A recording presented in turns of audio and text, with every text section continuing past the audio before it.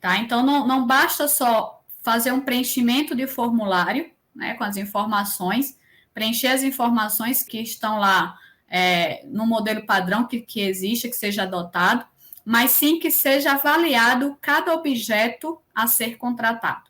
Então, cada objeto tem uma especificidade e cada informação dessa precisa ser bem detalhada no edital.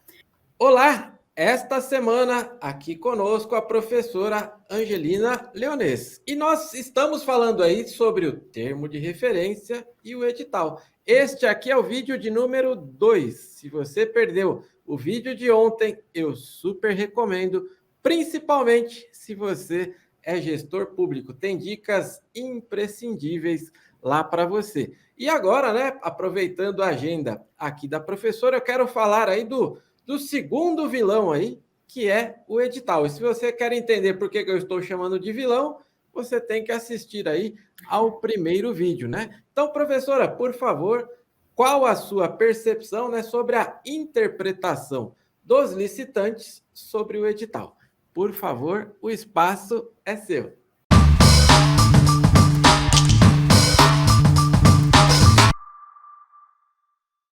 Obrigada, Ricardo. Então, dando continuidade, já falamos um pouco do estudo técnico preliminar, inclusive, do termo de referência, e vamos para o edital, que é justamente o artefato final com a composição dos anexos, né? Estudo termo de referência, minuta de contrato e outros que porventura existam. Então, o edital, por sua vez, ele traz ali as regras voltadas para a sessão, para a contratação em si. É tanto que o termo de referência ele traz sanções voltadas para a contratação e o edital ele traz as sanções para o processo de contratação, ali para a sessão. E como já dito anteriormente, né, só para fazer esse gancho, o pessoal vai precisar assistir, como você bem disse, para ver mais os detalhes.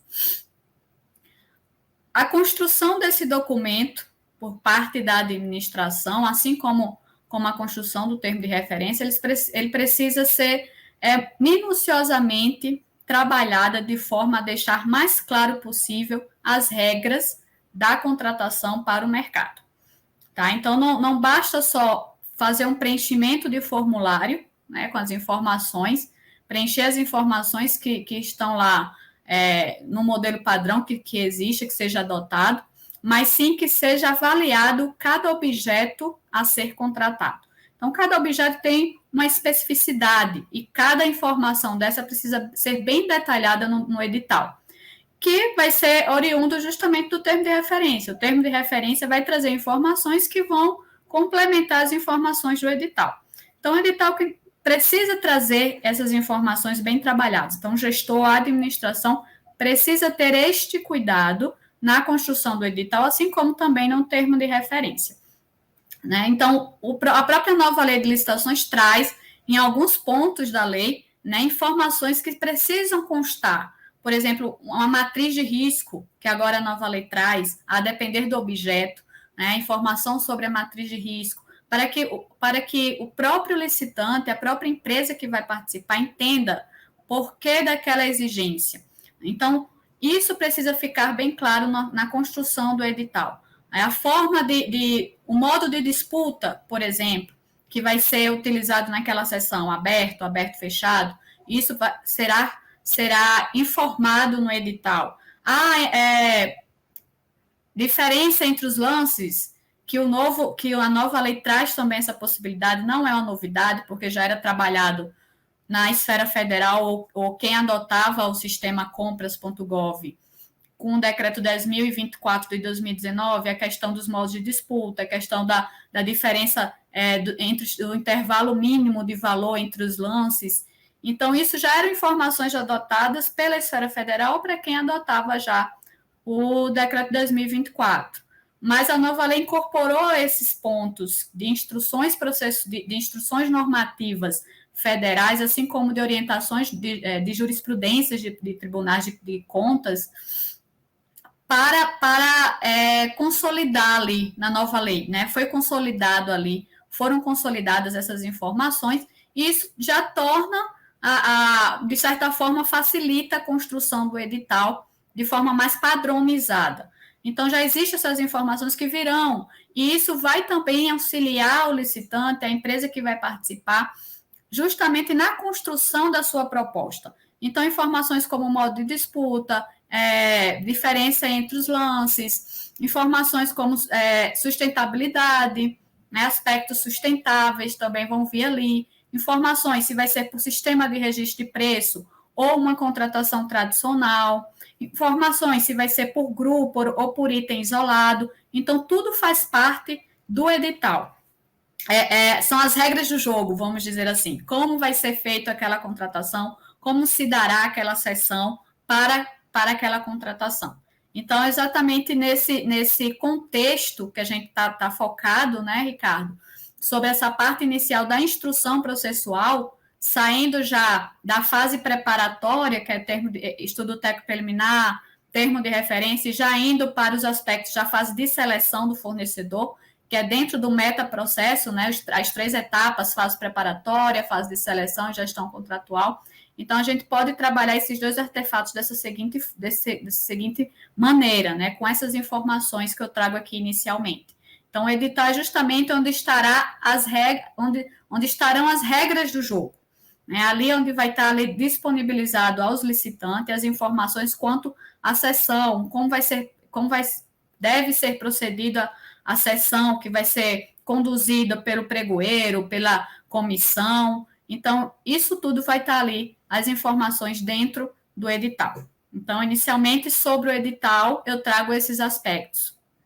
Perfeito, professor. E que aula aí, que fique a dica aí para todos os licitantes, né, que independente, novo decreto, nova lei de licitações, lei antiga, mas a importância da boa leitura, né, professora, do edital aqui. Você bem colocou aí, são as regras do jogo, e se você quer ganhar este jogo, né, se você quer ganhar essa partida, o principal aí que você tem que fazer é uma boa leitura do edital.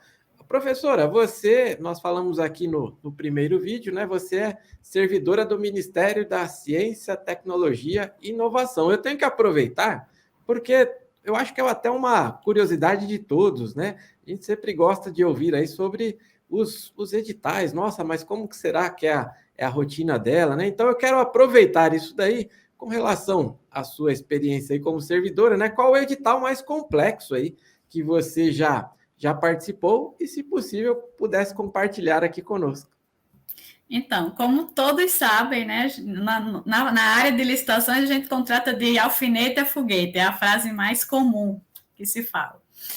E dentre outros editais, principalmente os voltados para terceirização, né, contratação com mão de obra exclusiva, que geralmente é um edital mais detalhado, mais complexo, tem mais informações minuciosas, assim, que requer uma análise maior por parte de quem está construindo o edital e também uma análise por parte das empresas licitantes, quem vai participar.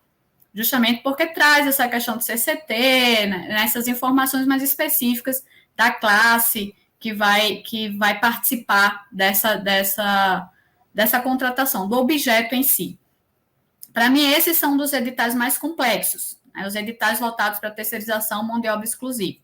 Em seguida, vem os de tecnologia da informação, que aí o funil vai ficando mais estreito. São informações mais técnicas ainda. Então, assim, acaba que quem está construindo o edital, ele, de certa forma, adquire um conhecimento muito grande em relação a vários tipos de objetos. E é aquilo que eu volto a falar, aquilo que eu já falei anteriormente. É importante na construção desses artefatos, não só do termo de referência, mas do edital, verificar como os outros órgãos se posicionaram, se comportaram em relação àquela determinada contratação. Porque, às vezes, informações que foram colocadas em um determinado edital de um determinado órgão podem auxiliar na construção do próprio edital daquele órgão que o determinado servidor atua.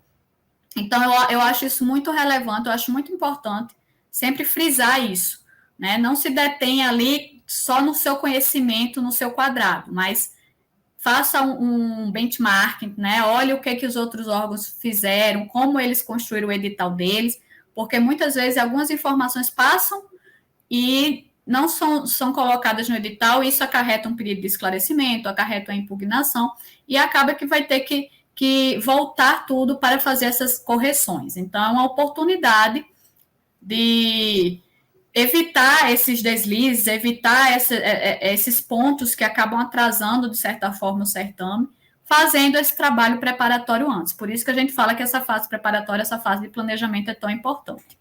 Mas, recentemente, Ricardo, eu tive um edital que foi, assim, que eu considerei um dos mais complexos que eu fiz até hoje. Eu estou há 9 anos nessa área de contratações, no Ministério da Ciência, Tecnologia e Inovações, e um dos mais complexos que eu reconheço foi o de publicidade, contratação de serviço de publicidade. Primeiro porque há uma lei específica para esta contratação, que é a Lei 12.232 de 2010. Então, acaba que você tem que construir um edital, que tem um edital padronizado, você acaba tendo que construir esse edital, fazendo ali uma associação entre a Lei 8.666 e a Lei 12.232. Então, é um dos editais que eu considero mais complexo que eu construí até hoje, que eu trabalhei nele. Então, porque justamente pelo objeto, um objeto mais complexo que envolve 2 leis, não só a Lei 8.666, mas também outra lei, que é a lei justamente específica de contratação de publicidade. É isso aí, professora. Você, gestor que está aqui nos acompanhando, está vendo? Está pensando que a sua vida é só a sua vida que é difícil? Não, a professora está trazendo aí alguns exemplos aí dos 9 anos aí que ela atua nessa área. Professora, você é muito ativa aí nas redes sociais também. Peço, inclusive, para colocar aqui embaixo, né? Eu vi lá que você faz parte também do Compras Públicas por Elas, né? Que você atua bastante. Então, eu gostaria que, possível, você falasse um pouco aí também do seu trabalho, né? Nas redes sociais. Por favor, o espaço é seu, professora. Claro. Eu poderia ser mais ativa, Ricardo, confesso. Mas eu sou um pouco, vamos usar um termo assim, desleixada em relação às redes sociais. Tem muito conteúdo riquíssimo lá nas suas redes sociais. Mas assim, eu tenho o meu LinkedIn, que eu posto muita coisa no LinkedIn, né? Angelina Leonês. Então, muita coisa relacionada ao que eu produzo, de artigos, de materiais, eventos que eu participo, então sempre eu posto lá. Tenho o Instagram, que também eu sempre coloco as informações sobre eventos, sobre artigos que eu consigo produzir com colegas, com amigos. E trago o Linktree, né? Que é justamente ali meu portfólio com material, com os artigos que eu produzi até hoje, com eventos que eu já participei. Então, esse endereço está também no LinkedIn, está no Instagram.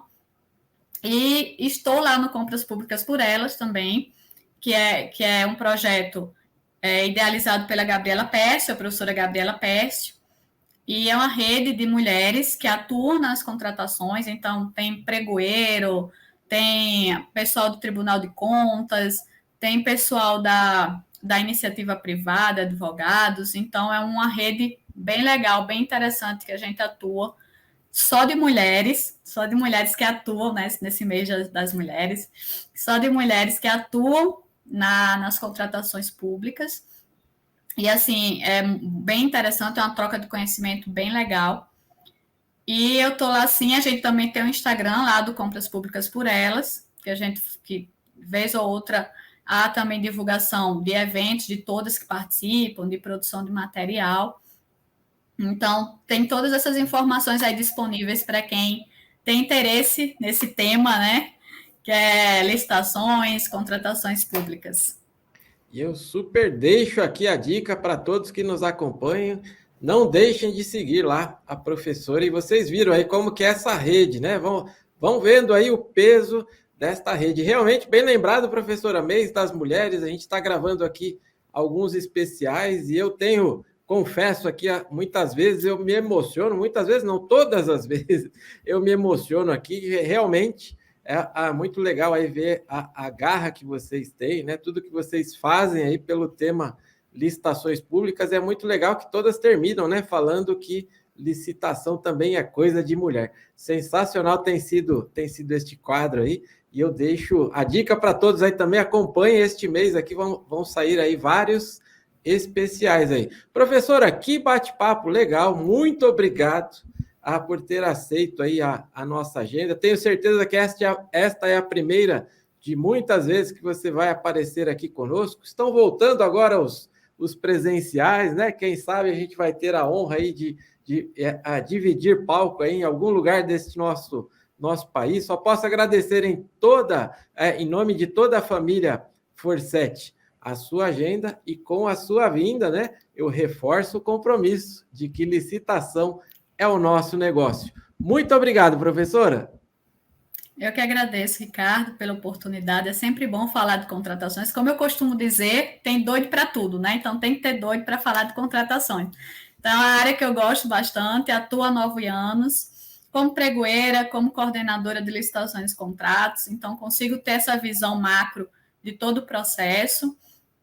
É uma satisfação estar aqui falando desses artefatos da fase preparatória, é uma fase que eu acho muito importante. Continuo à disposição e espero retornar para falar de outros temas sobre licitações. E eu costumo dizer que o pouco que você faz vai ter uma grande representatividade naquele processo. Então, não pense em querer salvar o mundo das contratações, querer mudar radicalmente, mas o pouco que você faz ali na instrução processual, no documento bem produzido, no cuidado com as informações, já vai fazer uma mudança enorme em todo o processo de contratação. Então, parabenizo as mulheres pelo mês, porque não é só um dia, mas é o ano todo, né? E estamos aqui à disposição para os próximos encontros com a Forset. Muito obrigada. Muito obrigado, professora. Sucesso e até a próxima. Até a próxima.